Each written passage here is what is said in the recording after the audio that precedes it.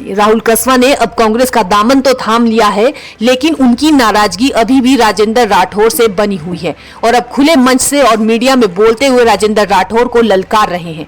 हाल ही में राहुल कसवा को मीडिया में ही इस तरह के सवाल पूछे तो उन्होंने खुले तौर पर राजेंद्र राठौर को चुनौती दे डाली।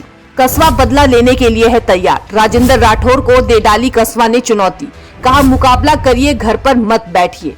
बीजेपी में केवल एक व्यक्ति की चल रही है। दरअसल जब मीडिया ने राहुल कसवा से बीजेपी छोड़ने का कारण पूछा तो उन्होंने कहा कि हमने जो राजनीति की वह जनता के बीच में रहकर की। हम तो उससे कभी बाहर नहीं गए, जनता के बीच में ही रहे। हम जनता के सुख दुख में शामिल हुए। हमारा एक पारिवारिक संबंध बना और इस संबंध को बनाने में पूरे 35 साल से ज्यादा का समय लगा है। हम किसी भी पार्टी में रहे हैं, हमने कभी धर्म जाति की बात नहीं की। कसवा ने कहा मैं कांग्रेस में हूं और यहां से चुनाव लड़ रहा हूं और पूरा विश्वास है इस चुनाव में कांग्रेस जीतेगी।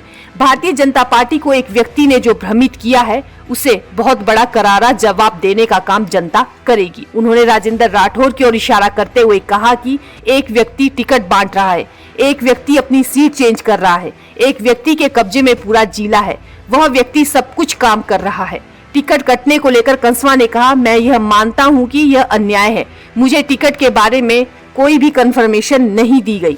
राजेंद्र राठौर पर इशारों में कसवा ने कहा उनके पास बोलने के लिए कुछ है ही नहीं, आते क्यों नहीं है वो? ऐसा क्या हो गया है इन 10 दिनों में अपने आप को बड़ा नेता मानते हैं?